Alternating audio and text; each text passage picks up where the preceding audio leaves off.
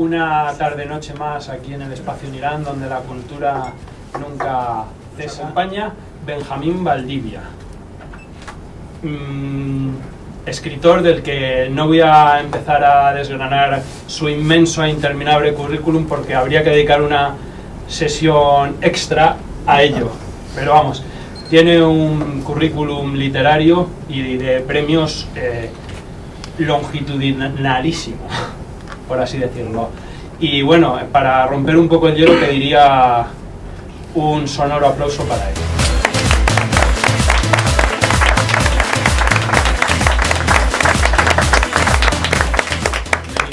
Benjamín. Gracias. También nos acompaña don Héctor Martínez San. Y vamos a pasar a Gabriel Andrei, un gran pintor que también suele concurrir por estos Enacul, para el que también pido un aplauso compartido con Héctor.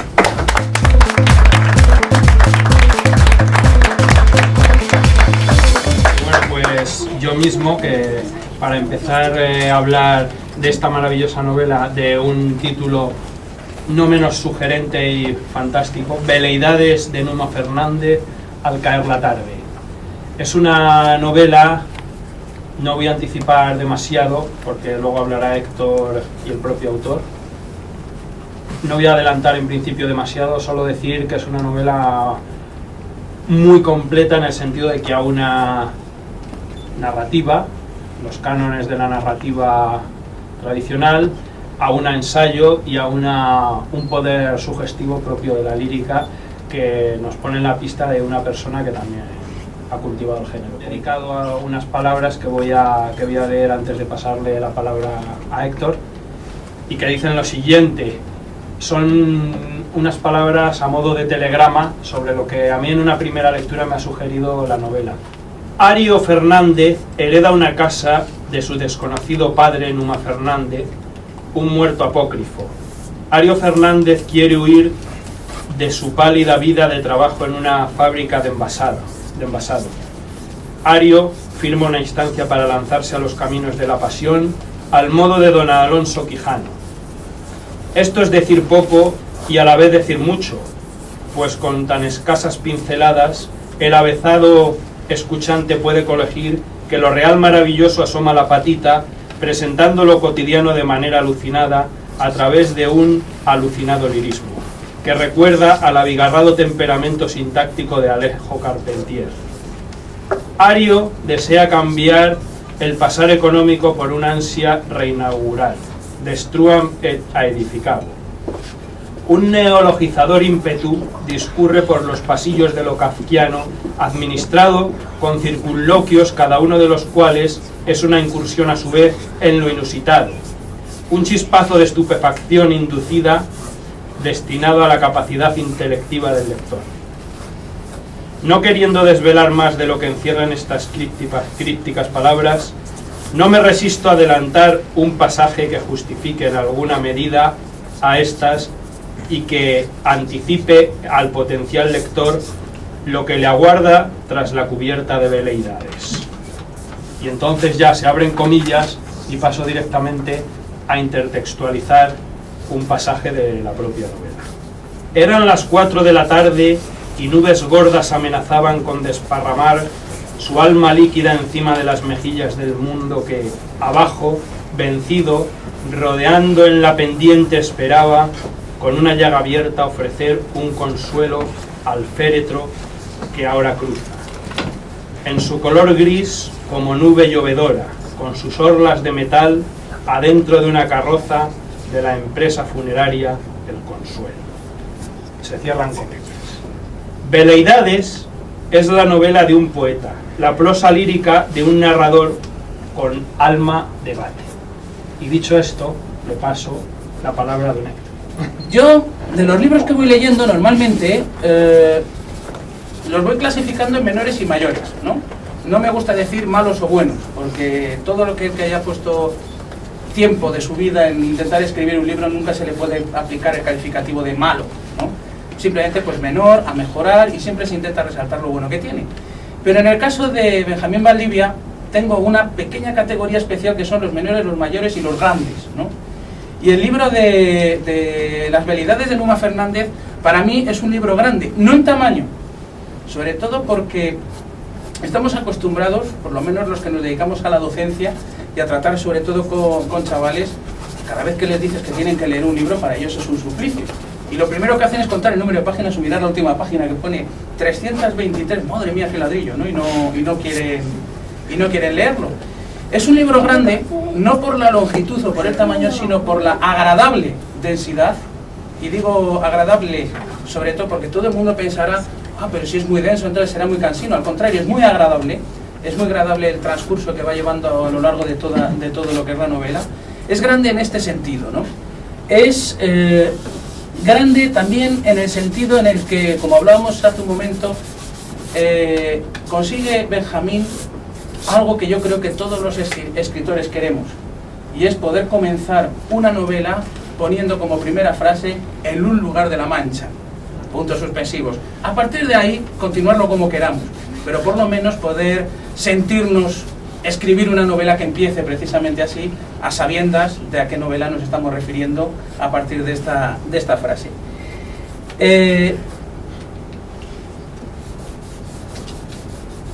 Voy a destacar un detalle que a mí me ha llamado mucho la atención, sobre todo porque Benjamín Valdivia es poeta realmente. Es más conocido como poeta, la gran mayoría de su obra es poesía. Ha incursionado ahora en la novela con 2 obras, una tercera también que me contaba. Y es de reseñar un aspecto que a mí me ha llamado mucho la atención, porque no es es poeta o es novelista, sino que también es, o lo que él considera, filósofo de profesión, ¿no? En este sentido yo creo que serías de la misma opinión que yo, que cuando uno está viendo las noticias y sale uno abogado, ponen arquitecto, y le llegan a alguien y le ponen filósofo, digo, ¿y a este es que se dedica realmente, no? El arquitecto o el abogado está claro, el filósofo parece que puede hablar de todo cuando aparece con el cartelito puesto abajo. Entonces, se juntan estados de la poesía, la novela, digámoslo así, la literatura y la filosofía. Y un aspecto que me llamaba mucho la atención, porque en la novela mencionas a uno, digamos, de mis grandes predilectos dentro de la poesía española, sevillano, que es Antonio Machado, que lo mencionas a raíz del poema de las moscas, poema que antes todos los estudiantes se sabían, hoy día apenas se lo enseñan, y es un gran poema, y pasa muy desapercibido dentro de la letra de Antonio Machado, yo no sé por qué, bueno, pero ese no es el tema. Lo mencionas, y Antonio Machado tenía una frase a través de sus apócrifos, de Juan de Mairena y Abel Martín, que era aquella frase, la cito literalmente, que decía aquello de: hay hombres que van de la poética a la filosofía, otros van de la filosofía a la poética, lo inevitable es ir de lo uno a lo otro. A lo que añadía, que a mí siempre me gusta añadir esta frase: los grandes poetas son metafísicos fracasados, no todos, y lo ponía entre paréntesis el autor, pero sí que no hacía salvedad con los filósofos y decía: los filósofos son poetas que creen en la realidad de sus poemas. Resalto estas frases sobre todo porque hay una declaración de Benjamín que la encontré en una entrevista, en la que decía literalmente: creo que la separación de filosofía y poesía es un artificio fabricado por los filósofos que no alcanzan a tocar la nava de las palabras. Es decir, encontraba esa cierta concomitancia con el pensamiento machadiano y con el pensamiento de principios del siglo XX, de la literatura de principios del siglo XX, que mezclaba la literatura y la filosofía, cosa que ocurre precisamente en lo que es la novela de la que estamos hablando. Veleidades es, en este sentido, un libro que va de lo uno a lo otro, de la poesía a la filosofía, de la filosofía a la poesía, con una enorme naturalidad. Es decir, no tiene ningún forzamiento para hacer todo este tipo de cosas. Nos encontramos, o nos vamos a encontrar, ante descripciones, como ha señalado Diego, de un sentido lírico desbordante, de un sentido lírico con unos adjetivos verdaderamente enormes, ¿no?, que te llenan la imagen que te pueden llegar a trasladar a la mente, sin perder, sin embargo, el decurso de lo que es la narración. Tenemos una retórica que apenas deja, yo creo, una figura sin tocar, aunque la que evidentemente más va a llamar la atención a todo lector van a ser sobre todo los juegos de palabras, los juegos del lenguaje, las apariciones del anglicismo e incluso la invención o el juego de significado con el propio anglicismo, sobre todo con la palabra rolling, que aparece continuamente con distintos sentidos en distintos contextos, la creación de neologismos, que por citar algunos, a mí me hacía particular gracia la expresión los sufricientos, porque son cientos los que sufren, ¿no? No son solamente los sufrimientos, ¿no? o es un juego de palabras que en lo que es el castellano de aquí se pierde un poco, porque es el juego con el concreto, entendido como hormigón, que lo llamaríamos aquí, y el verbo concretar, ¿no? Y ahí en una determinada frase, no la tengo, la quería reseñar pero no la estaba encontrando, en el que juegas con lo de que al final se consigue concretar las cosas con el concreto que le da solidez a las cosas, o algo así era la frase. También, como ha señalado Diego, efectivamente nos encontramos ante un lenguaje culto, cultísimo. Esto es algo que en las novelas de hoy en día no se encuentra con tanta facilidad. La gente, en cuanto encuentra más de 5 palabras que le resultan raras, aunque las puede entender perfectamente, ya empieza a pensar que la novela puede ser pesarosa. Y sin embargo, no saben lo que se están perdiendo, porque precisamente en este tipo de novelas es donde se enriquece el lenguaje, donde podemos mezclar lo que son el americanismo, lo que es el españolismo, podemos decirlo así, los términos de ambos lados, e incluso mezclarlo con los anglicismos y ir formando un lenguaje mucho más rico, ¿no? Y no utilizar simplemente los 4 vocablos fáciles que todos entendemos, rebajando, digámoslo así, la cultura del pueblo. También nos encontramos, y aquí yo pienso que nos encontramos verdaderamente con el poeta, con los largos periodos sintácticos que me he encontrado en varios párrafos, que son no 3 líneas, no 4 líneas, es un interrogante que dura todo un párrafo, con alguna coma entre medias, que tú ya has perdido el tono de la interrogación, pero que cuando llegas al final la recuperas. Y es un periodo sintáctico en el que verdaderamente, a lo largo de la pregunta, va caminando lo que sería un poema reflexivo, ¿no? Y por último, dentro de los detalles formales está el juego temporal, porque también quiebras totalmente la línea del tiempo entre el pasado, el presente, bueno, el presente de Ario, en este caso, del hijo de Numa Fernández, luego nos llevas hacia el futuro, pero luego en los excursos más ensayísticos, de los que luego hablaré, nos llevas a un pasado todavía más remoto, ¿no? Entonces realmente nunca nos movemos en una linealidad temporal, cosa que es muy propio de lo que sería un pensamiento más moderno, y sin embargo nos introducimos en esa poscontemporaneidad en la que el tiempo realmente podemos quebrarlo, podemos saltarlo, lo que importa es la narración o la historia que contemos y cómo vamos enlazando los hechos sin importar esa cronología de ellos, ¿no? Damos con páginas que verdaderamente exigen muchísimo más deleite que lectura, muchísima más pausa que avance. Muchas personas intentan leer avanzando rápidamente, pasar las hojas, terminar la novela, no sé para qué, si precisamente en una novela es donde más, o en un libro donde más verdaderamente se hace cierto aquello de lo importante es el viaje y no el destino, no llegar a la última página. Eso es realmente absurdo. Disfruta durante la lectura, porque si no, ¿para qué estamos leyendo el libro, no?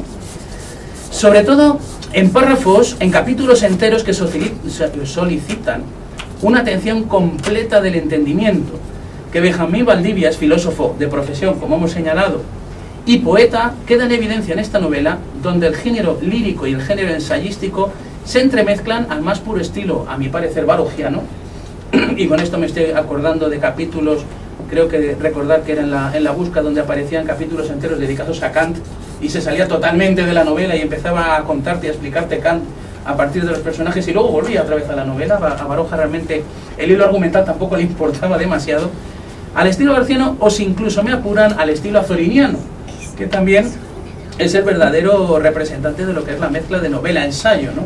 Esos diálogos que se convertían en verdaderos parlamentos y que terminaban siendo verdaderos ensayos, porque uno ya no sabía si estaba en un diálogo o en una reflexión y se había salido totalmente de la novela. Cabe también, y esto es algo llamativo, la mezcla de géneros que estamos viendo, porque la novela realmente es multigenérica, es la mezcla que tiene, ya hemos dicho, entre lírica, entre ensayo, pero también de dramaturgia. En determinados momentos sustituimos el diálogo en estilo directo prototípico que nos podemos cruzar en lo que es la novela, y pegamos el salto a ese diálogo que nos podemos cruzar dentro del texto dramático, con el nombre del personaje puesto, el parlamento, y con ausencia total del narrador, que no vuelve a intervenir en todo el diálogo. Ya no aparece el dijo qué, apreció qué, simplemente con el nombre y el diálogo, y tú te tienes que imaginar totalmente la escena, con lo cual saltas al género teatral, ¿no? Pasamos de la novela al ensayo, a la lírica, y pasamos al teatro. Pero ya, lo más llamativo de todo es cuando uno se puede encontrar en breves apartados también otras modalidades textuales para nada literarias, y que sin embargo están insertas en la novela, como son los textos jurídico-administrativos. en el momento en la venta de la finca y demás, en el que aparece totalmente las fórmulas, por así decirlo, los usos de gerundios y todo lo que es el texto jurídico, que para nada es literario realmente, ¿no? Los excursos ensayísticos que realizas, que sobre todo hay 2 capítulos y uno que a mí me gusta muchísimo, yo creo que jamás me he encontrado una mejor reflexión sobre el significado del atardecer o del crepúsculo, ¿no? Que se titula Acotaciones sobre el sentido del atardecer. Y claro, digo que no me he cruzado mejores reflexiones y dejemos a un lado a Nietzsche, con el crepúsculo de los ídolos y cosas por el estilo, ¿no? Pero estos excursos ensayísticos realmente a mí me recordaba mucho también el estilo de otro de los nuestros de acá de la península, que es Miguel de Unamuno. Esa manera de ir saltando de lo uno a lo otro, no me refiero a lo machadiano, sino de ir saltando, te hablo de un santo, ahora te hablo de la Biblia, ahora aparece un filósofo, ahora aparece un poeta, y vas hilando simplemente las ideas independientemente realmente de quién estés hablando, del autor que menciones. Entonces es una manera de hilar, casi concatenar la palabra anterior con la siguiente, ¿no? Y además esa manera de ensayar, vamos a decirlo así, hablando, conversando realmente, porque son ensayos que más conversan, más que adoctrinar, conversan, podríamos decirlo en este sentido. Ahora bien, literariamente el libro es grande, saltando ya lo formal, en el momento en el que el texto no es ya solamente una interpretación o una reinterpretación del tema quijotesco, sino una reinvención. Es decir, es un Quijote, vamos a llamarlo así, aunque suene un poco extraño, posmoderno, ¿no? Nos encontramos ante un Quijote en el siglo XXI, prácticamente, ¿no? Evidentemente le desaparecen una serie de elementos, como pueda ser el Rocinante, ¿no? Aunque aparece por ahí mencionado en la novela, pero le desaparece el Rocinante, le desaparece, o no necesita al Sancho Panza como escudero, y no va por los campos de Montiel, es decir, no va por los pueblos, las aldeas y las ventas, sino que va al núcleo de lo que sería el siglo XXI, es decir, donde pueden estar todas las aventuras, que es a la urbe, ¿no? A la gran ciudad, donde tienen que estar todos los entuertos que se tienen que desfacer, ¿no? Esta reinvención del caballero andante, quiero pensar yo que lo haces desde una perspectiva que no es la quijotesca, sino que es la cervantina. Con esto me refiero a que hay una diferencia siempre que se mira el Quijote, si se mira desde el punto de vista del personaje quijotesco y crear un personaje quijotesco, o escribir una novela cervantina, que eso es mucho más complicado realmente. Dibujar un personaje que pueda hacer desvaríos y demás es fácil. Escribirse una novela cervantina, en este sentido, quijotesca en el sentido de cervantina, es más complicado, y esta novela yo creo que más que quijotesca es cervantina, ¿no? Lo digo sobre todo porque nos encontramos, a la hora de escribirla, con multiplicidad de voces narrativas, nos encontramos primeras personas en diversos personajes, realmente nunca terminas de tener claro quién te está contando la historia, unas veces es un librero catalán, otras veces puede ser el mismo texto de Nuno Fernández, otras veces es el hijo Ario que le está contando al amigo lo que es la historia, otras veces pareciera que es el propio autor, que lo tenemos aquí presente, y sin embargo luego el autor se convierte en personaje también, o aparece como personaje de la novela, hace apócrifo de sí mismo por jugar con Machado, o heterónimo por jugar con Fernando Pessoa, realmente, con lo cual pierdes al narrador, ¿no? Esa invención cervantina de perder al narrador y no saber bien qué te está contando la historia y que te importe la historia más realmente. Por otro lado, la inserción de los relatos al margen del argumento central. No nos sorprende que en un momento dado un personaje le cuente una historia a otro, como si fueran aquellas novelas italianizantes o moriscas que metía Cervantes dentro de lo que era Quijote, saliéndose de la propia novela. Nos encontramos, como he dicho, con los heterónimos o con los apócrifos, ¿no? Personajes que parecen inventados, que luego parecen reales y que luego vuelven a ser inventados, y que realmente ya no distingues bien la ficción de la realidad del personaje. Pero pienso yo que necesita ser cervantino para nutrir de un determinado alimento que es la nueva adarga, la nueva espada y la nueva armadura que necesita este Quijote del siglo XXI y de este Quijote posmoderno. Y es que yo pienso que Benjamín ha sido capaz de percibir que las verdaderas armas que vela Don Quijote y las verdaderas armas que le hacen caballero andante son las del raciocinio. Son precisamente esa razón de la sinrazón, ¿no? Que a la razón se faz, escribía Cervantes, realmente relatando los versos de otro que recitaba Quijote. esa razón de la sinrazón que se opone a la racionalidad que consideramos dentro del mundo y que es precisamente por la que vemos por el espejo al Quijote de Cervantes siempre como si estuviera loco, pero luego cuando lo miramos solamente a él mismo no nos parece loco. No nos parece loco cuando hace el discurso de las armas y las letras, por ejemplo. De hecho hay un personaje que dice aquello de jamás había visto a un loco razonar tan cuerdamente.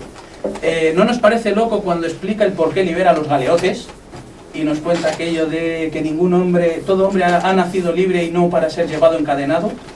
Es decir, aplica siempre esa justicia natural y esa lógica de la razón de la sinrazón, es decir, una razón que va en contra de la sociedad en la que nos movemos.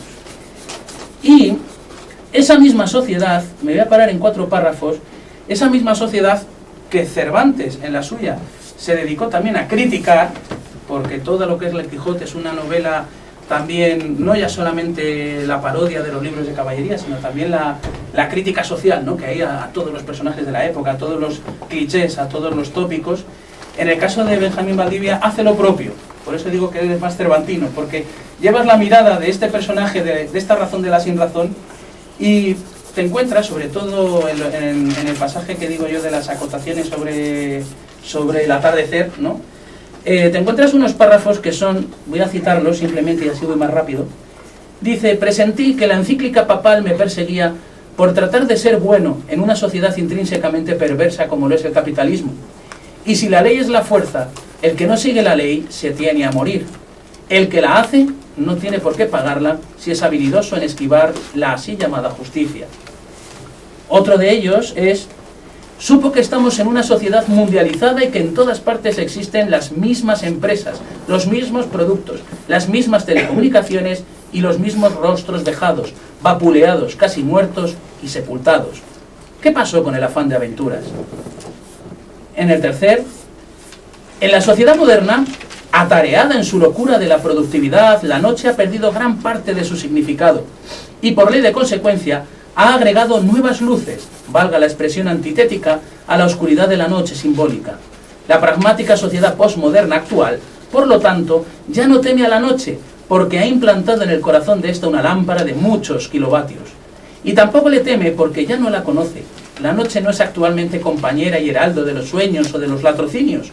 El sueño, un sueño neurasténico, invade la vertiginosa actividad enfebrecida del mercantilismo, de tal modo que el grito de guerra del mundo moderno es: duerma si puede. Y por último, en la sociedad de masas, egoísta, la individualidad altruista y amorosa se vuelve sedición, revolución, cambio, palabras y acciones todas ellas prohibidas en su sentido profundo en nuestras sociedades. Quede pues finalmente la posibilidad de que la historia de los tiempos heroicos vuelva a repetirse al menos en un individuo novelesco que se atreva a transitar con triste figura esos campos de Montiel para solar del espíritu y consagración del alma. Por esta misma facultad de discurrir que acabo de mencionar, esa facultad que era la que verdaderamente ennoblecía al caballero andante cada vez que presentaba sus razones de la sinrazón, es por lo que de repente surge, bueno, no es que de repente surja, es que continuamente está sobrevolando a lo largo de la novela ese espíritu filosófico de Benjamín Valdivia. Sobre todo el espíritu, y esto me ha gustado mucho, un espíritu burlón de la filosofía del lenguaje.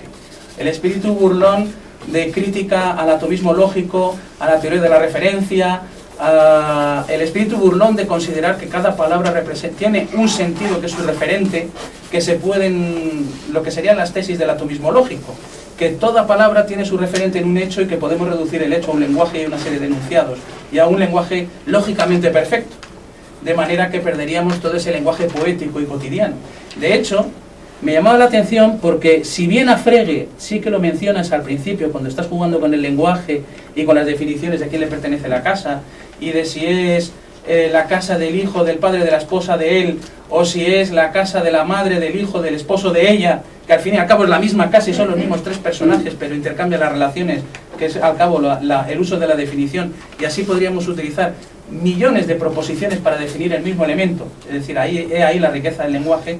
Me llama la atención porque recurres a una frase que a mí me ha gustado muchísimo, sobre todo porque es una frase wittgensteiniana, pero con unos tintes kantianos, y Wittgenstein y Kant estaban ahí mano a mano, digamos así, ten con ten, cada uno con lo suyo, pero realmente son reducibles uno con otro. La frase dice, se tiene que osar, ese es el tinte kantiano realmente, ¿no? Dice, se tiene que osar, el querer sobre lo que se sabe debe conducir al empleo concreto del esfuerzo y de la fuerza, para que la belleza se construya con sabiduría. Y después de todo, hay que callar. Y este hay que callar me recordaba a mí el famoso silencio wittgensteiniano de la séptima proposición del tratado, ¿no? También, para que se haga un poco más agradable este juego de los significados y de la semántica, Benjamín, dentro de lo que sería la filosofía del lenguaje, acude también a lo que sería el análisis humorístico de una situación comunicativa, en la que el lenguaje realmente no es solamente el lenguaje de la palabra, sino nos pone en la situación de una mujer parlanchina y una mujer que es muda. Y se tienen que comunicar. Una se comunica, como es muy parlanchina, por la voz, con lo cual a ella lo que más le importa es el sonido de la voz, el sonido de las palabras que suelta, el grito. Y lo más importante para la sordomuda son los gestos. Es decir, aquello que precisamente para la primera no es más que apoyo de lo que está comentando, ¿no? El apoyo, digamos, gestual que utilizamos a la hora de expresarnos oralmente. De manera que la situación comunicativa se convierte en completo absurdo, ¿no? La descripción que vas haciendo es absurda porque se van desesperando la una a la otra. Una levantando cada vez más la voz, la otra gesticulando cada vez más, lo que es importante para una no es para otra, no están en el mismo canal de comunicación, por así decirlo, con lo cual el lenguaje ahí pierde totalmente el significado hasta que haya un cuaderno. Y entonces, a través de la escritura, se pueden comunicar los dos personajes, ¿no? Es una escena muy divertida que a mí me gusta, y además tampoco es muy alejada de la primera que he comentado, de Frege, con lo cual toda esa primera parte realmente contextualiza por dónde va a ir la obra. Pero, como he dicho, o como ha escrito Benjamín, o como dijo el señor Wittgenstein, hay que callar. Y por ello yo me callo, que ya llevo un buen rato hablando. No sin antes agradecerle al autor el haber dado a luz, mayéuticamente hablando, y vamos a decirlo así, esta obra que hoy estamos presentando, y recomendarles a ustedes encarecidamente estas veleidades, estas banalidades, estos desvaríos, podríamos decir, crepusculares, de este caballero, por cierto, no es andante, este caballero estante y socrático llamado Nume Fernández. Muchas gracias.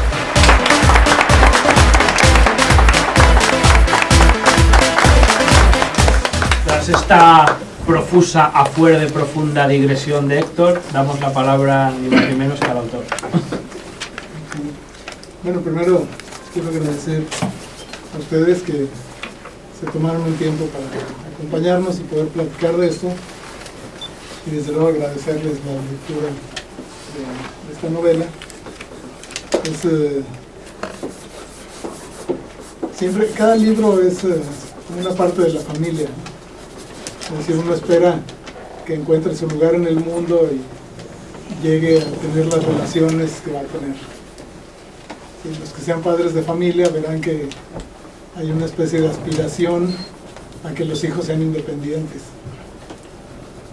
Uno los hace dependientes con la esperanza de que sean independientes.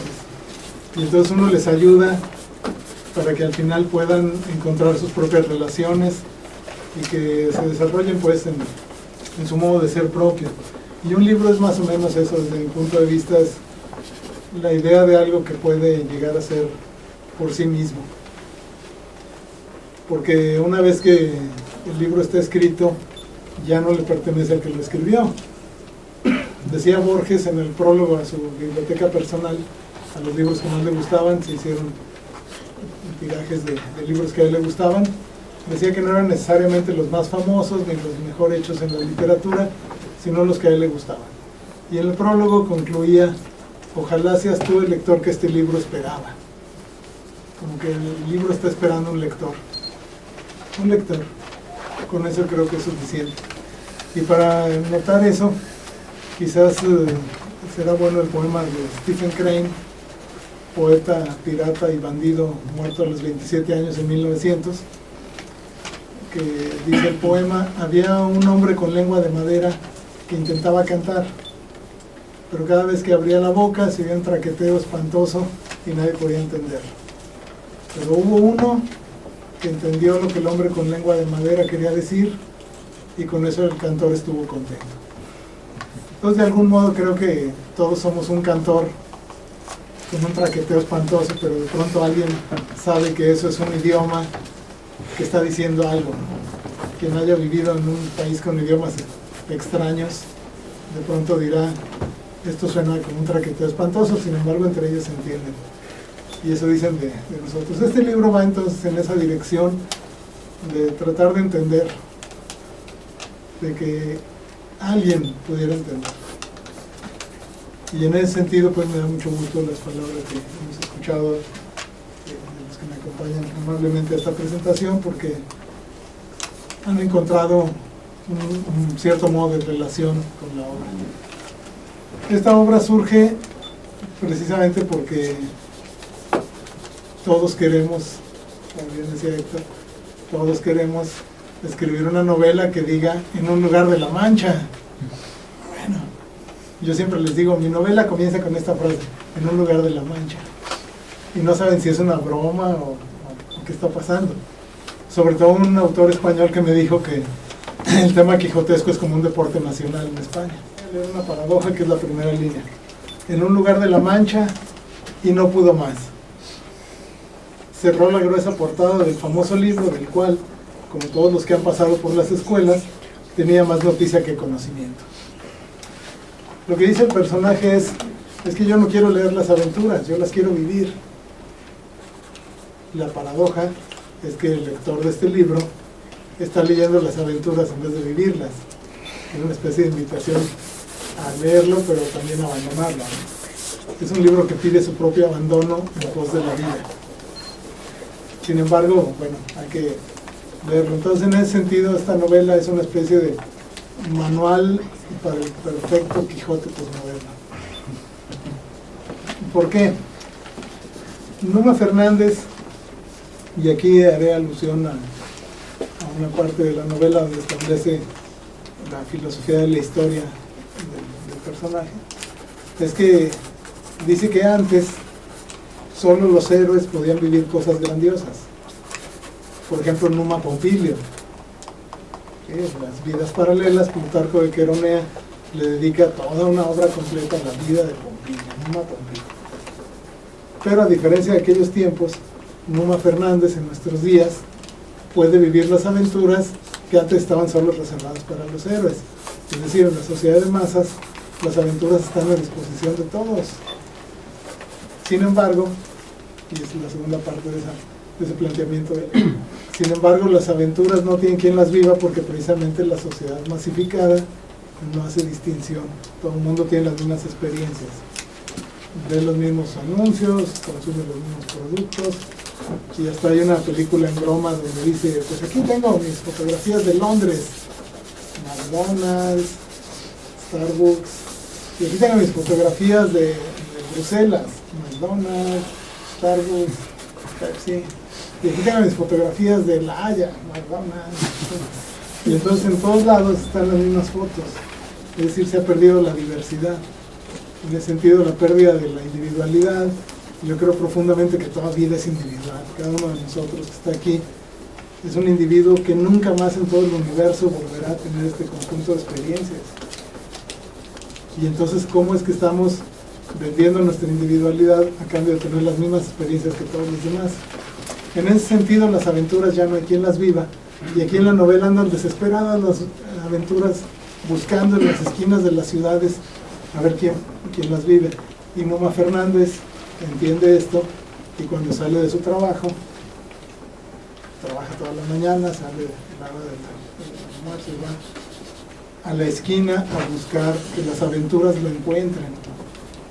Y todos los días una aventura lo encuentra, porque son tantas que puede tener una para cada año. Y entonces va a su casa después del acto heroico que acaba de realizar, y en un cuaderno escribe el acontecimiento de ese día, y el encabezado de ese cuaderno dice veleidades, y tiene una cita bíblica que dice vanidad de vanidades, todo es vanidad.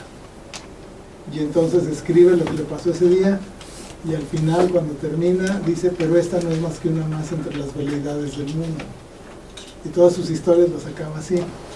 Él sabe que ha vivido una aventura digna de ser contada y que sin embargo no es más que una más entre las veleidades del mundo. Y entonces lo que él hace todas las tardes es apuntar en su cuaderno veleidades, eso. Y por eso esta novela se llama Veleidades de Numa Fernández al caer la tarde. Pero, y ahí es donde empieza la novela realmente, pero se pierde este cuaderno. Y el hijo que heredó la casa, el dinero y todo, perdió la herencia de ese libro. Y entonces de ese cuaderno manuscrito, y anda buscando y contrata a un investigador privado que sus iniciales son SH.H. Ustedes habrán oído algún investigador privado importante con ese. Y cuando lo contrata le dice, no, no soy Sherlock Holmes, no soy Shaim Horacio. No, es que mi madre me puso esos nombres y yo pongo así, le da cierto encanto, dice él, en su tarjeta de presentación. Todo esto de la novela entonces empieza a convertirse en la búsqueda de la identidad que nos han legado nuestros antepasados, por ejemplo Cervantes, y que es precisamente como la novela comienza, donde el hijo de Numa Fernández le dice a su amigo en el cementerio, aquí está la tumba de mi padre y está vacía. Y entonces quiero que te voy a contar la historia de mi padre para que tú me ayudes a entender lo que es mi vida.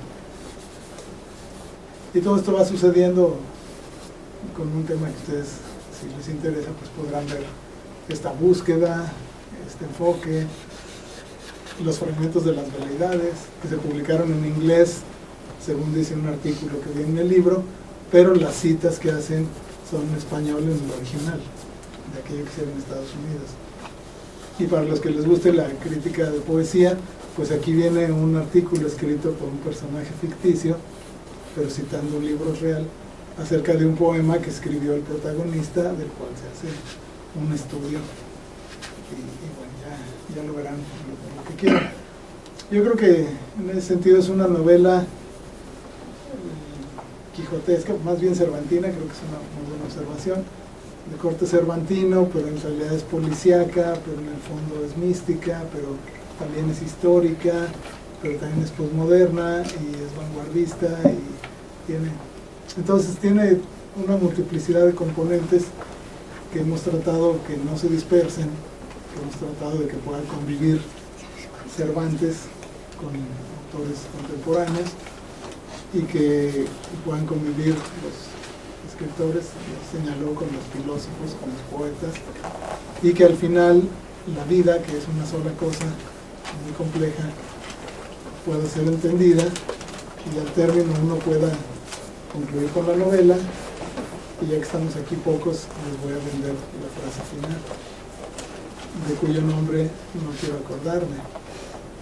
Es decir, la frase inicial de la novela es En lugar de la Mancha, la frase final es de cuyo nombre no quiero acordarme, porque esta novela ocurre toda enclavada en una frase, en la primera frase de Don Quijote de la Mancha, porque la idea es que la literatura al final nos debe llevar hacia la vida, o por lo menos nos debe hacer comprender la vida. Y es un poco la idea de esta novela. Una edición previa de esto había tenido el Premio Nacional Jorge Ibargüengoitia de novela, importante en México, y sobre eso es que esta edición española pues viene un poco de retorno al origen de la novela aquella, ¿no? De aquí salió del siglo de oro hacia allá y ahora viene ya hecha posmodernidad hacia acá. Pero bueno, eso les comentaría por lo pronto, no sé. Yo quería preguntar, porque has vuelto a hacer alusión también a ello, entre los personajes ficticios reales, que vuelven a ser ficticios, ¿cuánto de ficción hay en la realidad, en el mundo que habitualmente vive Benjamín Baldino? ¿O cuánta realidad hay en la ficción? Sí. En mi vida personal, mi vida ha sido como muy espectacular para ser cierta. ¿Sí? Si hubiera una especie de heroísmo de la sensación, yo pensaría que mi sensación ha sido heroica. Que la diversidad de experiencias que me ha tocado en suerte vivir, y en ese sentido creo que uno esperaría que la vida de cualquiera de nosotros fuera una vida novelesca, es decir, una vida que estuviera llena de la aventura, de la sensibilidad, de la experiencia, del espíritu, de un conjunto de cosas que forman la vida cotidiana, y que entonces pudiéramos sentirnos cada uno de nosotros como personajes de ficción. Porque estos personajes secundarios que somos a veces pasaran a ser personajes protagónicos en su propia vida. Hay un momento hacia el final de la novela en que al amigo del que está de protagonista le dicen, bueno, si logras ver las cosas como se van a contar, entonces tú podrás ser el personaje de tu propia novela. Entonces uno esperaría que le dijeran eso, que alguien dijera, es que tu vida también es la de un personaje de novela, o tu vida puede ser una ficción hecha realidad. ¿Cuántos de nosotros pensaríamos en una cierta cosa fantástica, lo que se les ocurra y de cualquier género? Hay, por ejemplo, enfermos terminales que les parece una fantasía vivir un día más, y lo viven, pero no solo viven un día más, viven muchos años, y entonces para ellos todos esos años son una fantasía realizada, es una ficción que se convirtió en realidad. En cambio hay otras cosas que uno las vive y no las cree, porque muchas de las experiencias que tenemos de pronto son totalmente increíbles. ¿Sí? Cualquiera de nosotros, poniéndose a buscar un poco en su biografía, encontrará ese momento en que no creyó que fuera realidad, como si fuera un personaje así de Vittorio de Sica, ¿no? Donde el viejo en el Milagro de Milán acaba de ganar un pollo vero, un pollo de verdad que él nunca había comido, de tan pobre que era, y lo gana con el número 90 en la rifa, y él no cree que lo haya ganado. Él dice, no puede ser. Y su amigo que está a un lado le dice, salió el número 90, sí, y tú lo tienes, sí, entonces ganaste. No. Y entonces no lo cree hasta que todos los demás dicen, pues saque otro número porque dice que no ganó, y ya cuando ve que todos van a pedir otro número dice, pues sí. La siguiente escena es que está chupando el último hueso del pollo para mostrarlo. Y yo creo que efectivamente la vida se mueve así entre la ficción y la realidad. Pensemos en nuestros sueños de hace 10 años, que nos hubiera gustado tanto que existieran, pero son pura ficción. ¿Pero qué no era nuestra vida lo que soñamos? ¿No era nuestro sueño de ese día, mi sueño de aquel martes? No era parte de mi vida, y sin embargo es una ficción a estas alturas del tiempo. Y así creo que menospreciamos mucho la relación entre lo ficticio y lo real de nuestra propia vida, y así las aventuras pues van a andar desesperadas porque no les creemos. Otra pregunta que te quería hacer yo es, una de las cosas con las que yo creo que el público más se va a divertir, además de determinadas imágenes que he reseñado, son sobre todo con los juegos de palabras, ¿no? Entonces, a lo largo de la novela también se menciona, porque realmente casi es como una enciclopedia también, entre personajes ficticios y reales. Aparece Nerval, aparece Juvenal, aparece Quevedo, que era al que me quería referir, como uno de los grandes maestros de la dilogía del equívoco y del juego de palabras. Era algo maravilloso, ya no sabías dónde te estaba diciendo una cosa u otra. ¿En qué referentes más, a lo mejor un José Saramago, o en qué referentes más te apoyas o has bebido esa manera y esa naturalidad de jugar con el lenguaje, con la palabra? Sí, las palabras son personas sensibles, entonces hay que tratarlas con respeto, pero también con familiaridad, son parte de nuestra vida. Y la idea es que uno siempre debe encontrar la palabra adecuada a lo que quiere decir. Yo no entiendo por qué voy a usar otra palabra para decir algo que esa palabra no lo significa con exactitud. Por un lado es un vicio del escritor, por otro lado es el sueño del poeta. Tener la palabra precisa para eso que se quiere decir. No la palabra vecina, no la palabra que está arriba, sino la que es adecuada para eso. Y si exageramos un poco diríamos, y solo para eso. Y que muchas veces no existe. Bueno, no existe, entonces no existe o no la encontramos, o ya está tan usada que ya no lo significa, aunque lo significaba antes, y hay que hacer eso. ¿Cómo vamos a decir que cientos de personas sufren? ¿Qué palabra vamos a decir? una frase, sí, cientos de personas sufren, pero en cambio los sufricientos a su vez son individuos que sufren, pero son parte de esos cientos de personas. Entonces, añadiéndole una cierta cantidad, con un poco de humor, a veces hasta con un poco de ingenio, resulta una palabra que es adecuada. Pero esa palabra puede ser cualquiera, te referías al rolling, porque precisamente hay un capítulo completo donde hay 20, 25 veces la palabra rolling, como de los Rolling Stones. Rolling, no, es que nos fuimos de rolling. Pasó una muchacha y era de muy buen rolling. Y entonces llegó y sacó el rolling para abrir la puerta de la calle, y así sucesivamente. Lo cual nos muestra que el contexto nos permite entendernos, aunque esas palabras exactas no las encontramos, pues ya están, ¿no?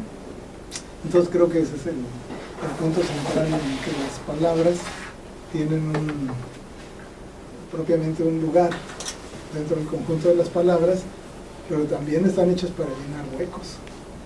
Y aquí en este caso una misma palabra llena muchos huecos, tal como sucede con todos los sinónimos. Pero sinónimos es que significaran lo mismo, y aquí es una sola palabra para significar muchas cosas, ¿sí? Lo que pasa es que cada palabra, diría yo, tiene su rolling especial. Y en este caso pues tiene ese movimiento. De autores sobre este juego, básicamente de Cervantes. A mí me gusta cómo Cervantes constantemente está haciendo un juego con el lenguaje, Quevedo, es decir, todo el siglo de oro. El siglo de oro nos enseña que el lenguaje está vivo, que es para divertirnos, y que en esa diversión es para señalar con puntualidad las cosas. Podría decir que se trata solamente de una especie de tributo al siglo de oro, porque en nuestro tiempo los estudios lingüísticos señalan que un joven utiliza 200 palabras. Si es universitario, utiliza entre 800 y 1200 palabras. Y cuando uno ve las decenas de miles de palabras que utilizan los autores del siglo de oro, ve que el lenguaje lo estamos empobreciendo. Mientras más vivo está, más pobre lo hacemos. Yo creo que si inventamos palabras y juegos de palabras, pues estamos de algún modo dándole no un siglo de oro, pero por lo menos un siglo de respiro. Haciéndolo boca a boca.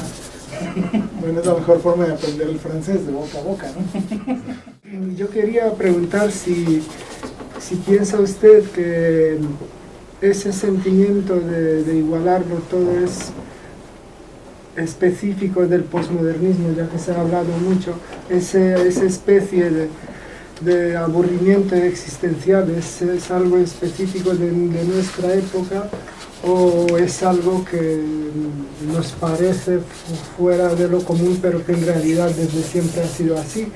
Y si quiere hacer algo así como una especie de profecía sobre cómo vamos a salir de esta, si es que es una enfermedad nuestra. Sí, yo creo que no es de nuestra época. Es decir, el aplanamiento existe en todas las épocas. Siempre ha habido una masa que utiliza todos los mismos referentes. Yo estoy así convencido íntimamente de que aquellas pequeñas comunidades de 20 cavernarios procuraban parecerse unos a otros, procuraban no distinguirse unos de otros, porque había ciertas ventajas de supervivencia, de reproducción, así muy básicas. Sin embargo, hubo algunos que empezaban a sentirse diferentes o se querían diferenciar, por ejemplo, los que hablaban con los dioses. Recuerden ustedes que un sacerdote no iba a la cacería, no iba a enfrentar el mamut, no iba a enfrentar el tigre, sino que se quedaba en la caverna para desde allí invocar la buena fortuna de los que pudieran volver. De los demás pues no se pudo, los dioses tomaron una mala decisión. Pero vemos entonces que la diferenciación tenía ventajas competitivas sobre el aplanamiento, porque garantizaba una supervivencia mayor. Entonces yo pienso que de aquellas épocas viene esta necesidad de originalidad, donde uno se quiere distinguir, digámoslo así brutalmente, uno quiere hablar con los dioses, uno quiere comunicarse con lo trascendental o con lo sagrado, porque es una ventaja competitiva. ¿Por qué Don Quijote de la Mancha quiere enfrentar cosas que le pongan en peligro la vida? Porque quiere tener un afán de originalidad, de trato con lo trascendental, un amor exaltado, un honor por encima de toda prueba, un servicio a la estructura de su sociedad. Se quiere distinguir porque él considera que eso es benéfico para su supervivencia. Entonces, conforme avanza la modernidad, lo original se hace superlativo, hasta llegar a la época de las vanguardias, al principio del siglo XX, donde ya quien haga lo más exótico, lo más extraño, es el que será el más inventivo, el más creativo, y el que estará por encima de las masas. Es célebre lo que el pintor Vasily Kandinsky dice, de que en la cúspide de la pirámide social está un pequeño grupo de vanguardistas, tanto del público como de arte, y abajo está toda la masa, repitiendo las cosas del pasado. Entonces yo creo que siempre la masa ha repetido las cosas del pasado, pero puestos ante la existencia individual, es decir, donde cada uno de nosotros, aunque pertenece a una masa, es individual. La forma de vestir la misma ropa que todos los demás es individual. Entonces uno puede empezar a cuestionarse la proporción de masa que es necesaria para sobrevivir como sociedad y la proporción de individuo que es necesaria para que esa masa no nos transforme en una nulidad como vidas individuales. Entonces me parece que en este sentido debemos seguir la filosofía del albañil, ¿no? Unas de cal con unas de arena para que la vida sea buena. Entonces, sin duda necesitamos un idioma común, necesitamos una apariencia común, un sentido de pertenencia, pero ese vestido, esa apariencia, ese sentido de pertenencia tiene que tener un acontecimiento individual en nuestra vida. Es decir, la vida es una aventura individual que a la vez necesita nexos de comunicación, de compartir con los demás. Yo pensaría que en cada época la masificación siempre ha existido, pero ahora es apabullante porque ya no nos está permitiendo ese extra de originalidad que existía o que era posible en otros lados, en otras épocas. Sobre todo cuando uno viajaba, es decir, en el siglo de oro, si alguien iba, si vamos a Venecia, no sé si es una calle o un canal en la pintura al fondo, pero si alguien va a Venecia va a ver Venecia, no Starbucks, no McDonald's, es decir, no va a haber las franquicias de Madrid o de cualquier otro lado, sino que va a haber ciertas cosas particulares. Pero ¿qué sucede cuando ya no hay esas particularidades? Cuando el mundo se aplana. Entonces ya no necesita ir uno allá, quizás es una ventaja. Entonces, haciendo la proyección hacia el futuro, yo estaría de acuerdo con los que han pensado que el mundo se aplanará cada vez más hasta que sea una ventaja competitiva ser original. Y entonces habrá nuevos tipos de tecnología, nuevos tipos de urbanismo que van a querer otra vez destacarse dentro de la masificación en la medida en que eso les reporta un beneficio económico. Entonces yo pienso que sí vamos a ir hacia una nueva originalidad, pero que hay que construirla. Antes de acabar, comentar que ha sido un placer acompañar a quien yo consideraría un poeta que, dando la espalda al culto a la homogeneidad, mantiene una tensión con el lenguaje constante, un diálogo con el léxico tan rico que tiene el español, y mira cada cosa de la realidad cotidiana con inusitado fervor, en una especie de, digamos, imbuido por el espíritu quijotesco. Al menos así parece haberlo manifestado en esta obra. Decía otro poeta: pido la paz y la palabra, Blas de Otero. La paz, en mi caso, la ha traído Benjamín Valdivia con la cadencia de su manera de hablar. La palabra ha tenido su lugar también, como hemos podido observar. Y ahora yo querría añadir otra cosa, la imagen, que nos la va a obsequiar nuestro querido pintor, Gabriel Andrei, que nos ha hecho unos carboncillos. Pido un aplauso por el trabajo que ha hecho.